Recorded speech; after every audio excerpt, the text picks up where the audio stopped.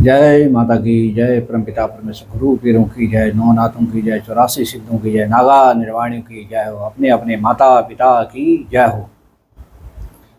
आज एक छोटा सा प्रसंग आपके पास पे लेके आया हूँ और ये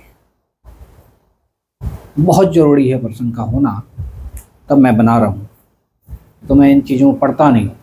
मेरे पास कुछ स्टूडेंट और बच्चे आए थे, तो उनकी जो समस्या थी उस पर कुछ चर्चाएं चली।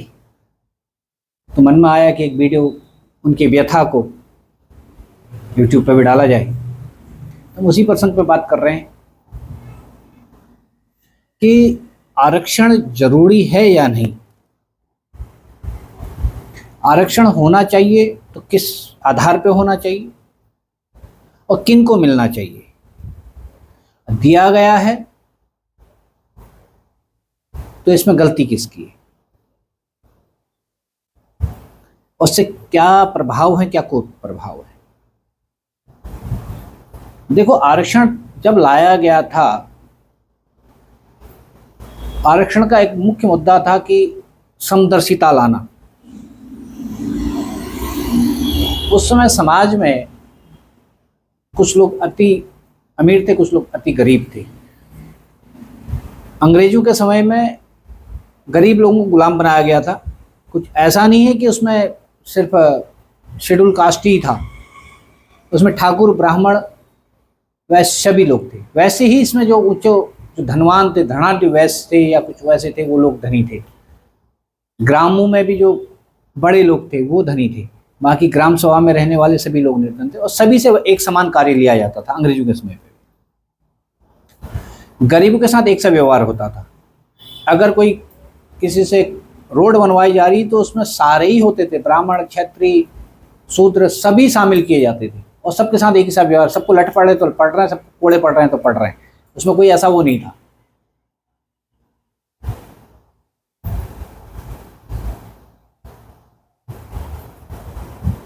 अब आती है बात कि बैलेंस करने के लिए जब बनाया गया समदृष्टता के लिए, तो उसमें जातिवाद तो आना नहीं चाहिए था। सभी लोग जातिवाद की बात करते हैं। हम कहते हैं जाति हम नहीं लिखते, जाति किस कुल पे हमने जन्म लेना है वो हम पे निर्धारित नहीं होता। आप देखते होंगे इस भूमंडल में एक ही घंटे के अंदर, एक मिनट के अंदर, एक सेकंड के अंदर, एक मिली सेकंड के अंदर करोड़ों जीवात्माएं इस भूमंडल में जन्म लेती हैं। हम डिसाइड नहीं कर सकते किसने जन्म लेना है, और जन्म लेकर के भी वो कब तक जिंदा इस पृथ्वी पे रहेगा, हमारी तो औकात ही नहीं है। उस परमपिता परमेश्वर अदृश्य शक्ति की औकात है जो इस भूमंडल में किसी भी जीवात्मा को भेजती है, और वही डिसाइड करती कर्मों के आधार पर कि किसको कहाँ जन्म लेना है और क्या उसने कर्म किए हैं, किसके आधार पे कौन सा पेड़ उसको बनना है, कौन सा फूल उसको बनना है, कौन सी घास उसको बननी है, कौन सा जानवर उसको बनना है, कौन सा मनुष्य उसको बनना है, वही डिसाइड करता है।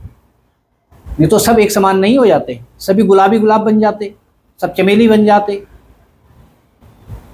आप लोगों का हमारा बस चले तो हम तो सब अच्छी चीजों को बनाएंगे ना, बुरी चीज बनाए ना, समझ रहे ना। मगर हमारे अंदर डिसाइड नहीं है। वो परमपिता परमेश्वर से जिसने हमारे कर्म का निर्धारण करना है, हमारे कर्म के आधार हमारा निर्धारण करना है कि हमें इस पृथ्वी में कैसे आना है, क्या कर्म करके हमारा तारण होगा, वो डिसाइड करते हैं। और उन पे तो हम कुछ नहीं कर सकते बाबू, क्योंकि हमने कर्म क्या करे हैं, क्या नहीं करे हैं, और क्या हम कर रहे हैं, क्या नहीं कर रहे हैं, वो हमारे कर्म और हमारी इच्छाएं होती हैं। और वही आपने देखा होगा कॉस्मिक एनर्जी से ही लौट के वापस आता है। अगर आप आजकल साइंस पढ़ रहे हैं तो साइंस के स्टूडेंट, आप लोग साइंस को बहुत मानते हैं, तो साइंस भी कहती है इस भूमंडल में जो भी हम छोड़ते हैं ऊपर जाता है और वापस आता है ना। एक सर्किल बना है ना। अगर आपने बायोलॉजी पढ़ी है तो बायोलॉजी में भी कहा गया है कि भूमंडल को बैलेंस करने के लिए एक सर्किल बना है। कौन किसका भक्षण करेगा, ऐसी करके एक सर्किल बनता है, और वैसे ही हर चीज एक दूसरे के लिए बनी गई है। और वो सर्किल जैसे एक टूटता है तो सारा सर्किल खत्म हो जाता है। इसलिए वो सर्किल का बनाए रखना बहुत जरूरी है। वही परमपिता परमेश्वर ने एक सर्किल को बनाया है, और हम तुम लोग कोई नहीं होते किसी सर्किल को तोड़ सकें। हमारी औकात नहीं, हमारी बिसात नहीं। इसी प्रकार से जाति धर्म में और आरक्षण में मतभेद है। जाति हमने नहीं लिखी। अगर देखें वर्तमान में तो सरकारी जाति कहलाती है ना, सरकार ने जाति खंडन लाया। भाई जब हम कोई फॉर्म भरते हैं तो उसमें लिखा जाता है कि उसमें दिया गया है कि आप कौन हैं, कहाँ के निवासी कौन है, क्या आपकी जाति है, वर्ण क्या है, आपको लिखना पड़ता है। उसको प्रमाणित कौन करता है? गवर्नमेंट करती है। गवर्नमेंट आपको प्रमाणित कर रही है कि आप हिंदू जाति के हैं, आप मुसलमान हैं, आप सिख हैं, आप ईसाई हैं। फिर उसमें भी आप प्रमाणित कर रहे हैं कि आप कौन हैं, आप ब्राह्मण हैं, क्षत्रिय हैं, शूद्र हैं, वैश्य हैं ना, वाल्मीकि हैं, जाटव हैं, आप क्या हैं, ये सरकार डिसाइड कर रही है, क्योंकि आपको प्रमाणित दिया जा रहा है ना।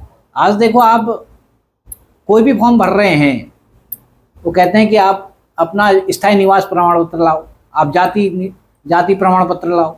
भाई जाति प्रमाण पत्र आपने क्यों बनवा रहे हैं? फिर आप स्थायी निवास क्यों बनवा रहे हैं? और बाद में आपने इसमें कानून ला दिया, कोई आपको किसी जाति से पुकारेगा तो वो सजा मिलेगी, वो अंदर जाएगा।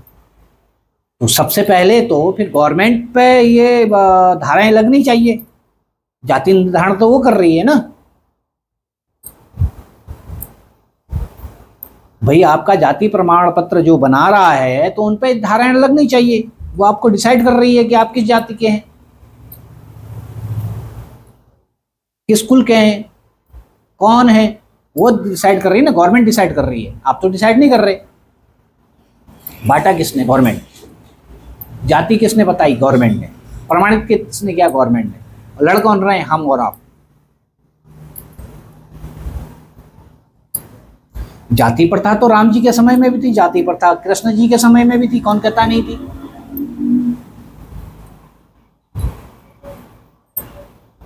भेदभाव तब भी था, आज भी है। गरीबी तब भी थी, आज भी थी, आज भी है। और रही बात गरीबी मिटाने की, किसका बाप गरीबी मिटा सकता है भाई? बताइए ना,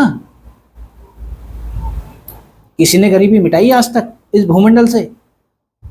मेरे को प्रमाण के साथ बता दीजिए किसकी गरीबी मिट गई।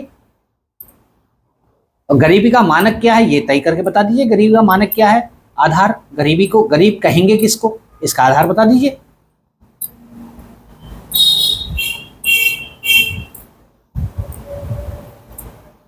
अगर नेता इतना घूमने वाले हों,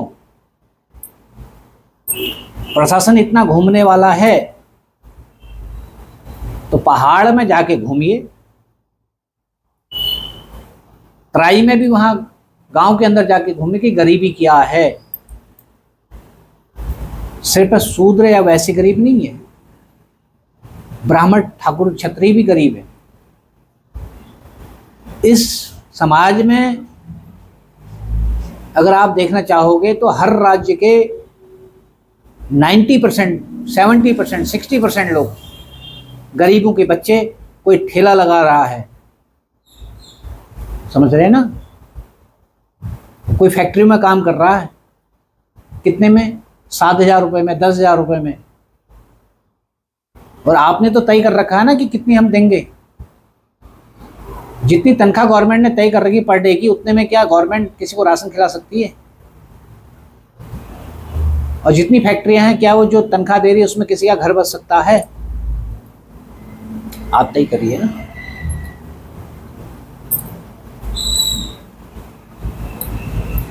वो बेचारे कहाँ जाए? जब वो एक फॉर्म स्कूल में एडमिशन से शुरू हो जाती है आरक्षण प्रथा, तो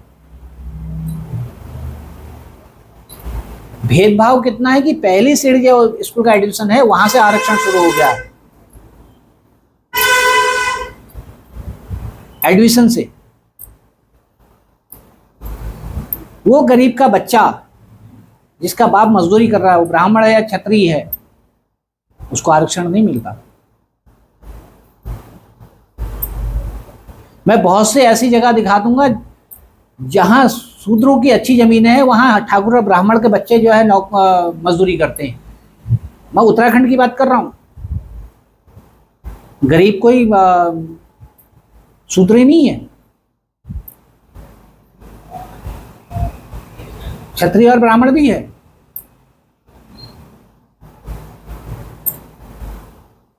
क्या करेगा वो क्षत्रिय ब्राह्मण?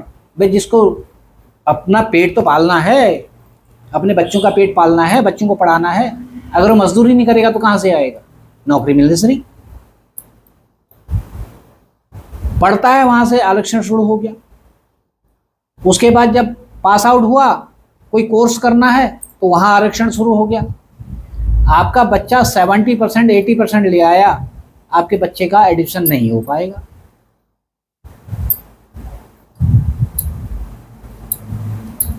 डोनेशन प्रथा भी शुरू है, और आरक्षण वाला 30% ले आया, 35% ले आया, 40% ले आया, उसका एडमिशन हो जाएगा। अब पढ़ा किसने? अब नॉलेजेबल कितने आ गए?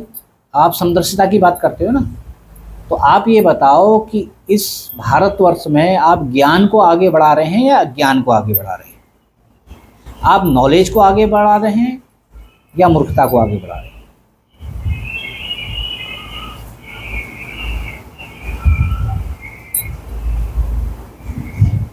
आप नीट का पेपर दिलवाते हैं, जो बच्चे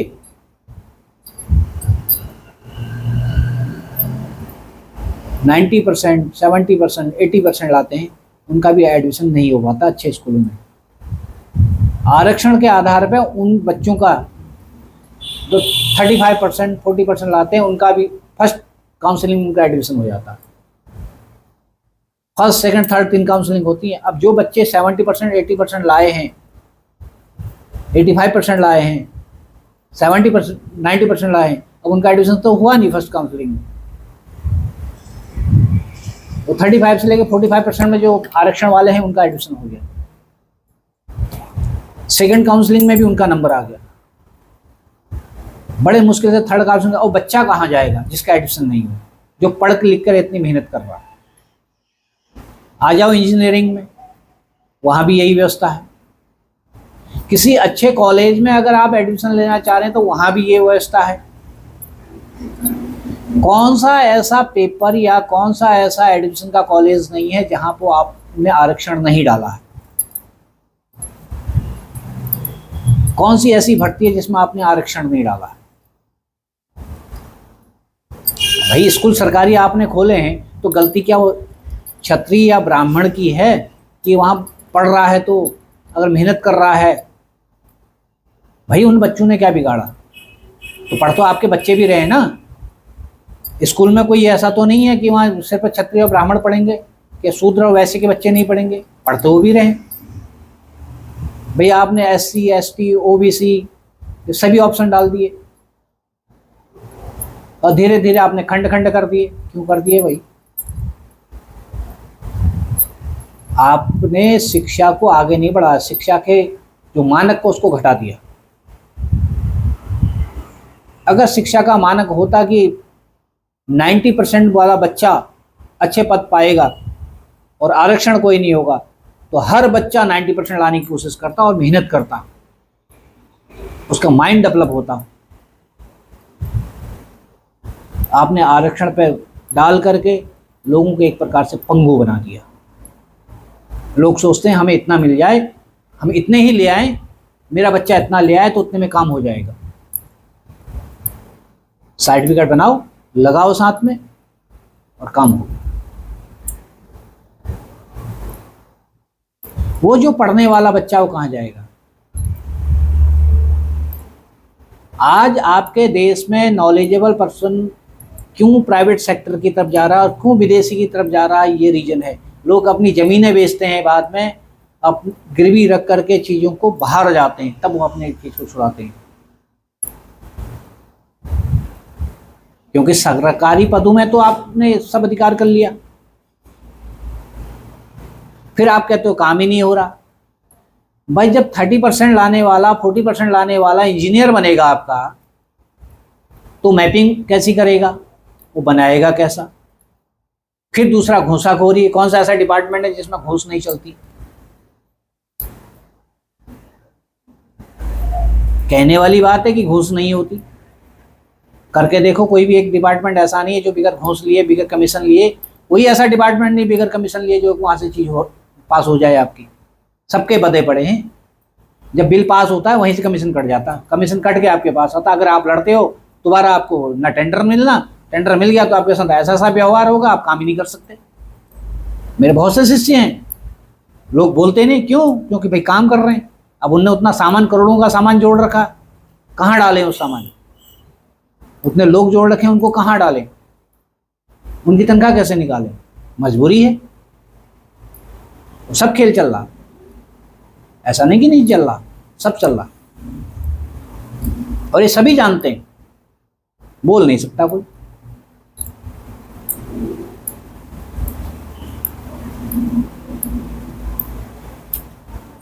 आरक्षण में इंजीनियर बनेगा, कैसा बना? आरक्षण का डॉक्टर होगा तो कैसा बनेगा? आरक्षण का आदमी हर जगह होगा तो उसकी जितनी नॉलेज होगी वही उतने लायक तो काम करेगा, तो बाकी कहाँ से आएगा? जब आपको आरक्षण ही इतना पसंद है तो एक काम कीजिए ना, आरक्षण के स्कूल बनवा लीजिए, आरक्षण का हॉस्टल बनवा लीजिए, तो आरक्षण वालों को वहीं पढ़ाइए और आरक्षण के हॉस्पिटल में उनको नौकरी दीजिए, और आरक्षण जिनको चाहिए वो अपना इलाज उसी हॉस्पिटल में कराएं और उसी स्कूल में पढ़ाएं।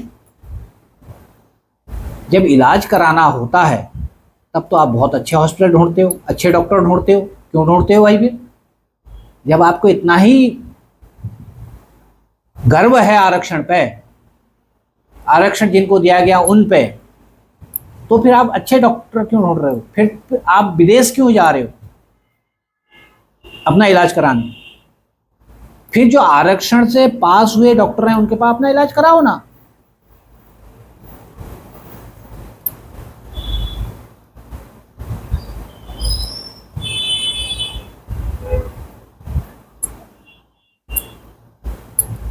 आरक्षण से पास हुए इंजीनियर हैं, उनसे अपना मैपिंग करवाओ ना, अपना घर बनवाओ, ठेका भी उन्हीं को दो। जब आपको अपना घर बनाना होता है तो अच्छे लोगों को आप ढूंढते हो, आपको अपना इलाज कराना होता है अच्छे लोगों को ढूंढते हो, अपने बच्चों को पढ़ाना होता है आपको तो अच्छे स्कूल ढूंढते हो। नामी स्कूल चाहिए आपको, नामी टीचर चाहिए, तो उस समय आरक्षण वाले स्कूल ढूंढो ना भाई, आरक्षण वाले टीचर ढूंढो। मैं तो कह रहा हूं इस भारतवर्ष में एक नागरिक एक स्कूल हो जाना चाहिए, चाहे वो मजदूर का बेटा हो और राष्ट्रपति का बेटा हो, सरकारी स्कूल में पढ़ेगा।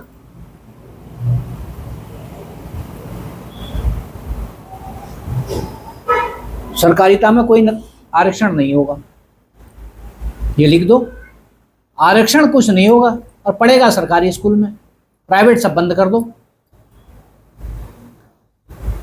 और जिसके बच्चे सरकारी स्कूल में ना पढ़ें, चाहे वो पियोन हो, चाहे वो राष्ट्रपति हो, प्रधानमंत्री हो, मुख्यमंत्री हो, कोई भी मंत्री हो, कोई कैबिनेट मंत्री हो, डीएम हो, एसडीएम हो, डीजीपी हो, एसपी हो, कोतवाल हो, दरोगा हो, सिपाही हो, तहसीलदार हो, उसको तत्काल बर्खास्त करना चाहिए। देखो व्यवस्थाएं कैसे सुधरती हैं। जिस स्कूल में एक डीएम का बच्चा पढ़ रहा होगा उस स्कूल में एक गरीब का बच्चा भी पढ़ रहा होगा ना, मजदूर का बच्चा, एक तो समदर्शिता आएगी, दूसरा वो स्कूल का कायाकल्प होगा। क्यों?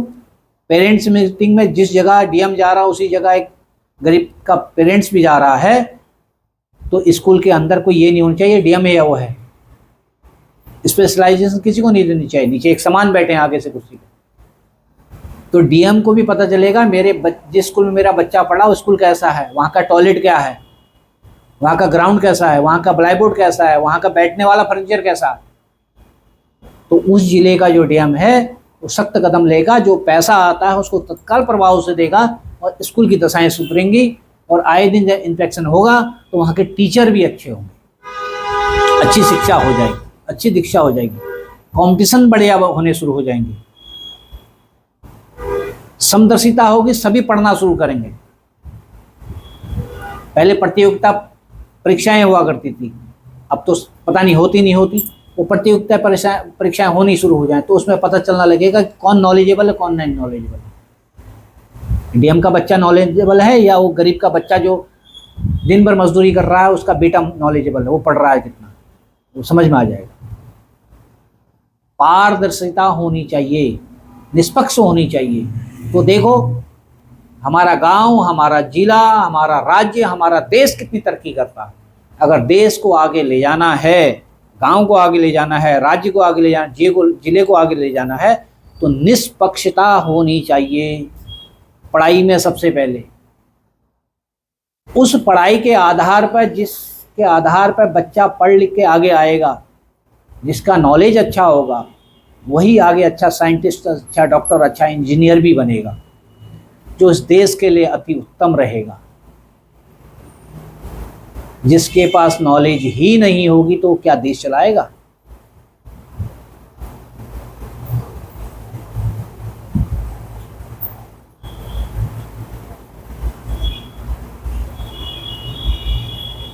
मैं एक बार विकास दिव्य कीर्ति जी की वो देख रहा था, तो वो किसी राजस्थान का बता रहे थे कि आरक्षण कैसे लिया जाता है।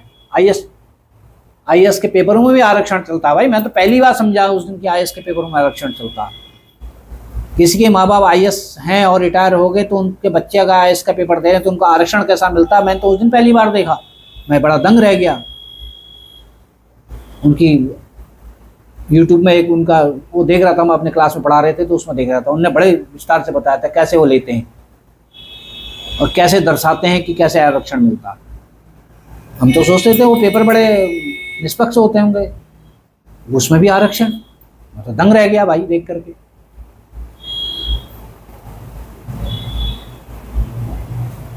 जिस आईएएस पीसीएस के पास इतना अंबार है पैसों का, उसके बच्चों को भी आरक्षण मिला है, फिर उनके बच्चों को भी आरक्षण मिलेगा। आज जो पढ़ लिख के आ रहा है वो तो पहुंच ही नहीं रहा, निराश हो रहा, हताश हो रहा, उसको नौकरी नहीं मिल रही, वो सुसाइड कर रहा है। तभी किसी न्यूज़ चैनल वाले ने किसी गरीब के घर को दिखाया, किसी ठाकुर ब्राह्मण के घर को दिखाया। कोई मजदूरी करने वाले किसी फैक्ट्री में जाओ तो वहाँ पता चल जाएगा कितने % ठाकुर ब्राह्मण के बच्चे मजदूरी कर रहे हैं फैक्ट्रियों में, कितने % रोड पे ठेला लगाने वाले, टुक टुक चलाने वाले ठाकुर ब्राह्मण के बच्चे हैं या उनकी महिलाएं हैं, कितने % घरों में जाके बर्तन मलने वाली ठाकुर ब्राह्मण की महिलाएं शहरों में। पहाड़ों में जाके देखो कितने % ठाकुर ब्राह्मण के घर कितने गरीब हैं, कितने बंजर हो गए। आज दशा यह है कि आरक्षण ने लोगों का जीना हराम कर दिया। पढ़ लिख के बच्चे को नौकरी नहीं मिलती, बच्चा डिप्रेशन में होता है। लोग बाग आज शादी करना चाह रहे हैं, उनको कन्या नहीं मिल पा रही है। कन्या नहीं मिलेगी, शादी नहीं होगी, तो आपका जनसंख्या का जो घनत्व हो तो वैसे ही कम हो जाएगा।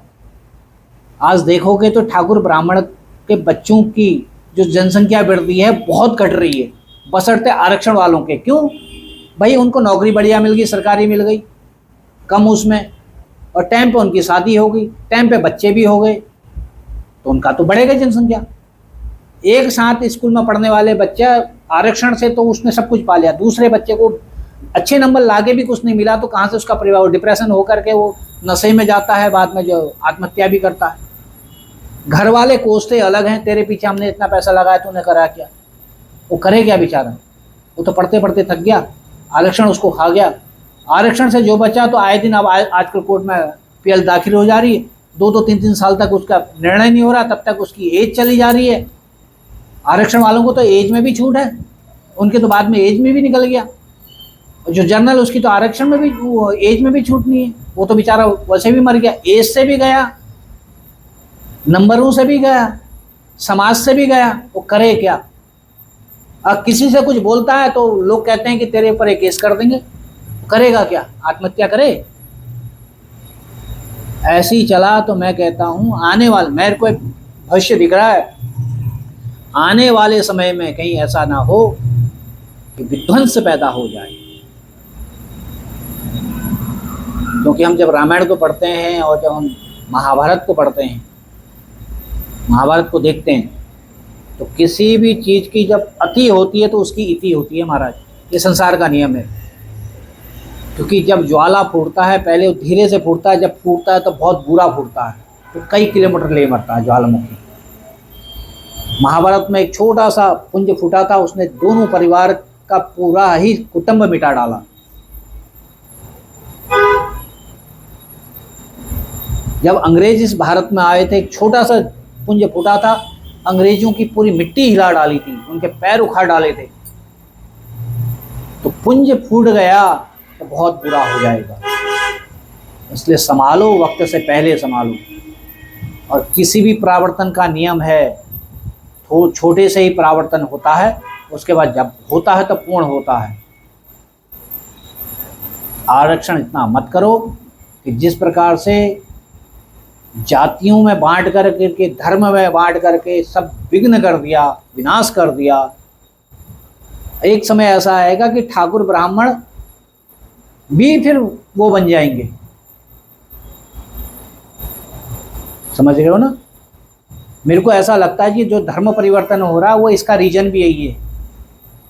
क्योंकि जब ठाकुर ब्राह्मण को नहीं मिल रहा है तो लड़कियां फिर कोई मुसलमानों से शादी कर रही हैं, कोई उनसे शादी कर रही हैं, क्योंकि वहाँ पे जात चेंज हो जाती है। जात चेंज हो है, उसको आरक्षण मिलना शुरू हो जाएगा।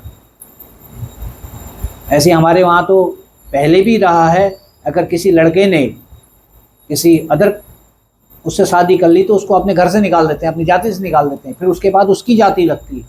और वो ऐसा होने लगा तो बहुत बहुत बहुत ज़्यादा जातियाँ बहुत विखंडन शुरू हो जाएगा। इसलिए मेरी गवर्नमेंट से भी प्रार्थना है, सबसे प्रार्थना है कि जितना जल्दी हो सके इस आरक्षण पर विचार करें। जाति धर्म की जो परंपरा आपकी दी गई है, इस पर विचार करें।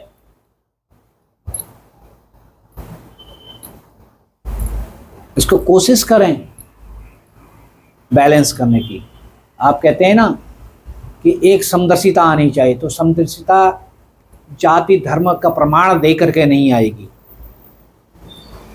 समदर्शिता तब आएगी जब हम एक ही क्लास में पियोन से लेकर के प्रधानमंत्री या उस राज्य का या उस जिले का जो मुखिया है, जो मंत्री है, जो विधायक है, जो एसडीएम है, जो डीएम है, एसएसपी है, कोतवाल है, उस क्षेत्र का उसका बच्चा भी सरकारी स्कूल में पढ़े।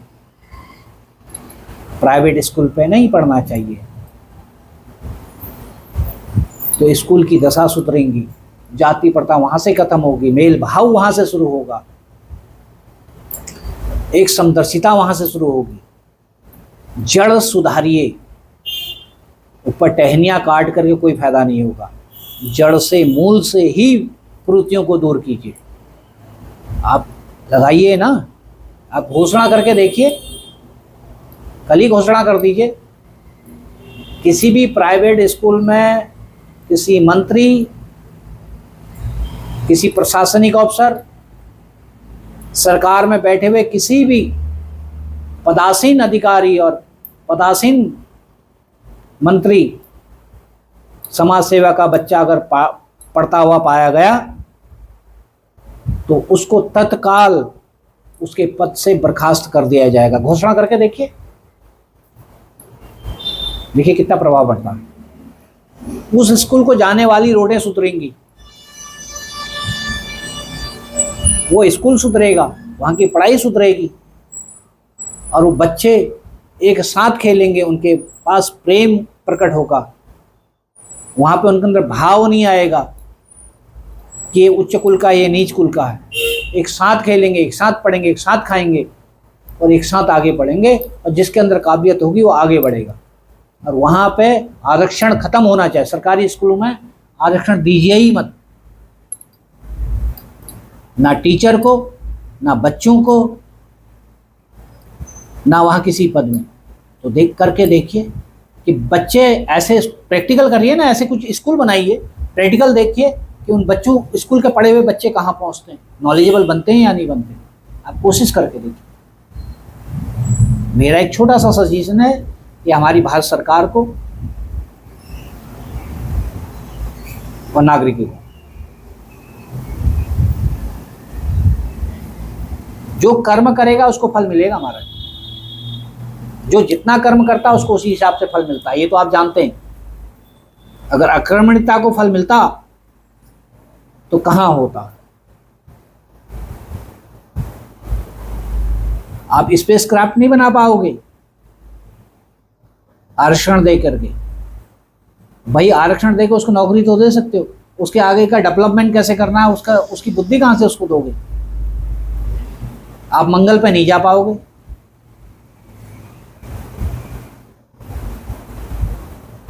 आप चंद्रमा पे नहीं जा पाओगे, आप बुध पे नहीं जा पाओगे।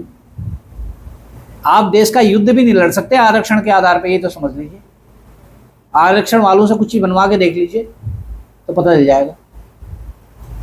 बनवाए ना, और आरक्षण वालों को जरा रखिए जरा उस डिपार्टमेंट में, और उनसे कीजिए कि उनको एक टाइम पीरियड दीजिए कि मुझे इतने टाइम पीरियड में ये चाहिए, वो आपको बना के दें तो बताइएगा।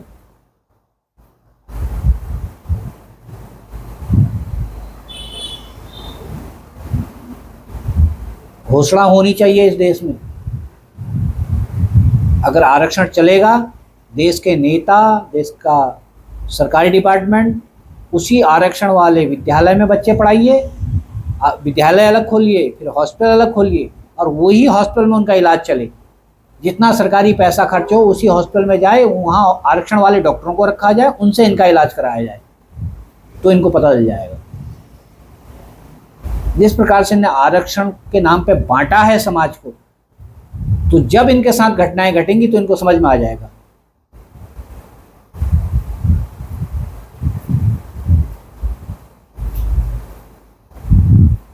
आरक्षण क्या होता है।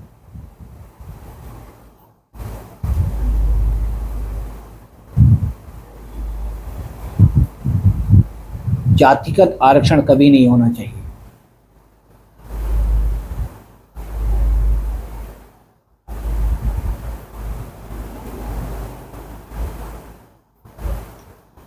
जगह को ढूंढिए, घर घर जाइए। सबसे पहली बात तो आपके डिपार्टमेंट में लोग घर घर, गांव तो जाते ही नहीं। अभी जो आपका चल रहा है ना गांव गांव का ये वोटिंग का, SRI का, SIR का, उसमें जो आपने BLO बना रखे हैं वो भी घर घर नहीं जा रहे हैं। जब घर घर जाके कोई जानेगा ही नहीं तो कैसे पता लगेगा कौन गरीब है कौन अमीर है। ना पटवारी आपका घर घर जाता, ना आपका तहसीलदार घर घर जाता। कभी कभी गांव में भ्रमण करा किसी ने? कागजी कार्यों में जैसा लिखा उसकी कॉपी करके उन्हें बुलाया 4 लोगों, उससे काम का हो जाता। और मोनोपोली ऐसी होती, सभापति ने जो कह दिया वो मान लिया। सभापति तो अलग अलग पार्टी के हैं, कहीं सभापति BJP का है, कहीं कांग्रेस का है, कहीं बसपा, कहीं सपा का है। वो जिसका चाहेगा उसका नाम लिखेगा, जिसका चाहेगा उसका काटेगा, और जो कह दिया वो उसने लिख दिया। तलहटी की बात बता रहा हूं।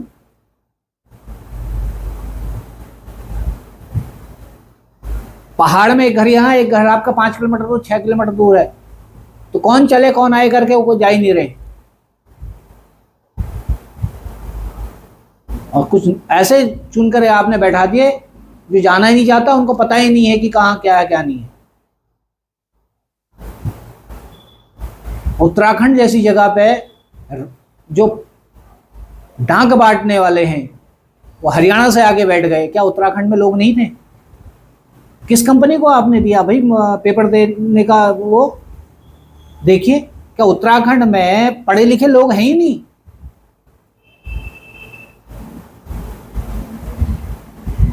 जब हमारा उत्तराखंड अलग हुआ यूपी से, तो हम केरल के बाद दूसरे नंबर में थे पढ़े लिखे में। और आज हमारे ही ऊपर एक छोटा सा पोस्ट ऑफिस, और वो बहुत मेन होता है घर घर तक डाक पहुंचाने वाला, उसमें उत्तराखंड के लोग होने चाहिए थे या दूसरे राज्य के लोग होने चाहिए थे?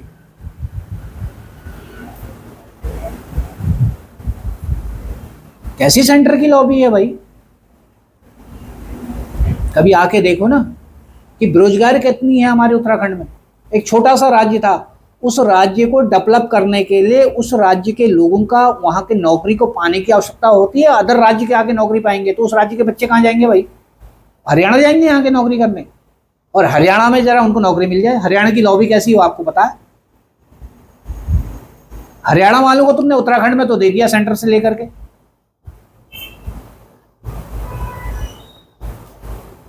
उत्तराखंड के बच्चे कहाँ जाएंगे? मजदूरी करें, हरियाणा में जाके फैक्ट्री में मजदूरी करें और वहां के लोगों से पिटें अपने को।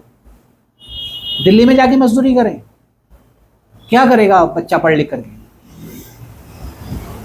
होना तो ये चाहता कि उत्तराखंड की नौकरी उत्तराखंड के लोगों को मिलनी चाहिए थी और वो अपने समाज के लिए काम करते। जिस गांव जिस इलाके का जो बच्चा पढ़ करके उस क्षेत्र में अगर काम करेगा तो वो अपना क्षेत्र समझ करके अच्छा काम करेगा। उसे पता है बुरा करूंगा तो कल मेरे लिए भी बुरा होगा, इस क्षेत्र का रहने वाला मैं हूं। अगर अपने गांव की रोड अपने इलाके का ठेकेदार बनाएगा तो अच्छी बनाएगा। बाहर का वाला तो उसको पता आज बना के मैं चल दूंगा, कद्दू मेरा कौन उखाड़ रहा। और अपने गांव में चलने वाला उसको पता रात दिन मैं चलूंगा, कल मेरे बच्चे भी चलेंगे, तो अच्छा रोड बनाओ, कम कम कम प्रॉफिट में बनाओ। ऐसा नहीं प्रॉफिट नहीं लेगा मगर कम में काम करेगा, अच्छा काम करेगा। उसे पता है कल मैंने चलना, गांव मेरा है, कल मेरे गांव वाले मेरे को ही गाली देंगे, कहीं भी पकड़ सकते हैं। बाहर वाले को तुम कहाँ पकड़ोगे? ऐसी हमारे उत्तराखंड कई न्यूज़ें आती हैं कि डांकें पहुंचती नहीं है, जब तक लेटरें नहीं पहुंचती, जब तक घटनाएं घट जाती है उसके बाद चीज़ें बहुत सी जगह ढेर लगता। कई यूट्यूब में आ गया। फिर वो ऊपर से धमकी देती हैं, हम तो महिलाएं हैं, हम तो यूपी की हैं, वो हरियाणा की, तुम्हारे ऊपर जो मर्जी कर लेंगे, हम तो हरियाणा के। नौकरी में लड़कियां भी लड़के भी। एक छोटी सी बात बता रहा हूँ पोस्ट ऑफिस की, उसमें हरियाणा के बच्चे हमारे उत्तराखंड और भी कहाँ धारचूला मुंशियारी जैसी जगह पे पोस्टेड हैं। नीचे को तो छोड़ो और जगह को छोड़ो, हमारे यहाँ को भी है। तो उत्तराखंड कहाँ जाएगा? उत्तराखंड के बच्चे कहाँ जाएंगे? क्या करेंगे बताइए? जब उत्तराखंड में उत्तराखंड के बच्चों के लिए नौकरी नहीं हो तो कहाँ जाएंगे? किससे पूछें, किससे मांगें? व्यथा बहुत है। तब भी हमारा उत्तराखंड शांत प्रिय है, ज़्यादा बोलता नहीं, कोशिश करता, क्योंकि कठिन परिस्थिति से उत्तराखंड निकलता। देवभूमि है, हम किसी का अनादर करना नहीं जानते। हम सादर सत्कार करते हैं, घर में आने वाले को मेहमान मानते हैं, अतिथि देवो भव कहते हैं।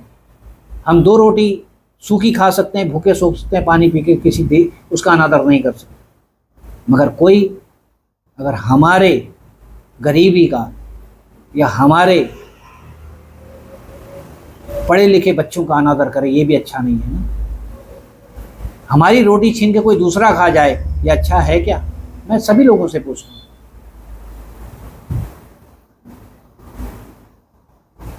वो बच्चे कहाँ जाएंगे? ये ध्यान से सोचो ना, हमारे बच्चे कहाँ जाएंगे भाई? हमारे घर में हमारे बच्चे कुछ नहीं कर पा रहे हैं पढ़ लिख करके, तो बच्चों को कहाँ अपने घर में उसको कुछ नहीं मिल रहा है तो बाहर कहाँ मिलेगा? तुम्हारा बच्चा अगर तुम्हारे घर में रोटी नहीं खा पा रहा तो क्या पड़ोसी तुम्हारे बच्चे को रोटी देगा? एक दिन चलो सांत्वना से दे दी, कितने दिन खिलाएगा ये बताओ? जब तुम्हारा बच्चा अपने घर में नहीं खा पा रहा, सुख चैन से रह नहीं पा रहा, सो नहीं पा रहा, उठ नहीं पा रहा, बैठ नहीं पा रहा, तो पड़ोसी के घर में बैठ लेगा? तुम बैठ लोगे? कैसे कर लोगे भाई? क्यों अपना गांव, अपना जिला, अपना शहर, अपना राज्य इसको बर्बाद करने में तुले हो? कुछ ऐसी चीजें बनाओ जिससे अपने राज्य की तरक्की हो, अपने जिले की तरक्की हो, अपने देश की तरक्की हो, अपने वहाँ के जो यूथ हैं, अच्छे पढ़े लिखे हैं, अच्छे होनहार हैं, वो अपने राज्य के लिए, अपने ज़िले के लिए, अपने शहर के लिए कुछ कर सकें और अपना अपना राज्य आगे बढ़े। जिस प्रकार से विश्व में हर देश की कंपटीशन की भावना है, वैसे हर राज्य की अपनी कंपटीशन की भावना होनी चाहिए। हर राज्य आगे बढ़ना चाहिए किसी न किसी एक मकसद पे। और जब तक हम इस पे काम नहीं करेंगे, अपने बच्चों पे काम नहीं करेंगे, अपने राज्य पे काम नहीं करेंगे, तब तक हम आगे नहीं बढ़ सकते। इसके लिए हमें समदर्शिता लानी पड़ेगी, आरक्षण को खत्म करना पड़ेगा, जातिगत आरक्षण खत्म करना पड़ेगा। अपना देश, अपना राज्य, अपना जिला वहाँ के युवाओं को देखना पड़ेगा। हर जिले में प्रतियोगिता करानी चाहिए। हम हर गांव-गांव की प्रतियोगिता होनी चाहिए, जिले की, राज्य की प्रतियोगिता होनी चाहिए, बढ़िया करके निष्पक्ष भाव से होनी चाहिए। वहाँ पे खुद उस क्षेत्र के मंत्रियों को उनको देखना चाहिए कौन बच्चा अच्छा करने वाला है, उसका आगे बढ़ाना चाहिए, ना कि ये मेरा बेटा है, भतीजा है, गांव का है, जानने वालों का है, उसको आगे बढ़ाना चाहिए। जो अच्छा खेल रहा है, अच्छा पढ़ रहा है, अच्छा लिख रहा है, अच्छा कर रहा है, उसको आगे बढ़ाओ। देश, राज्य, शहर, ब्लॉक सब आगे बढ़ेगा। करके देखिए। ये मेरा एक छोटा सा सजेशन है। अगर आपको अच्छा लगे तो इस पर विचार कीजिएगा, अच्छा लगे तो इस पर मुहिम करिए। जय माँ भारती, जय उत्तराखंड, जय माँ।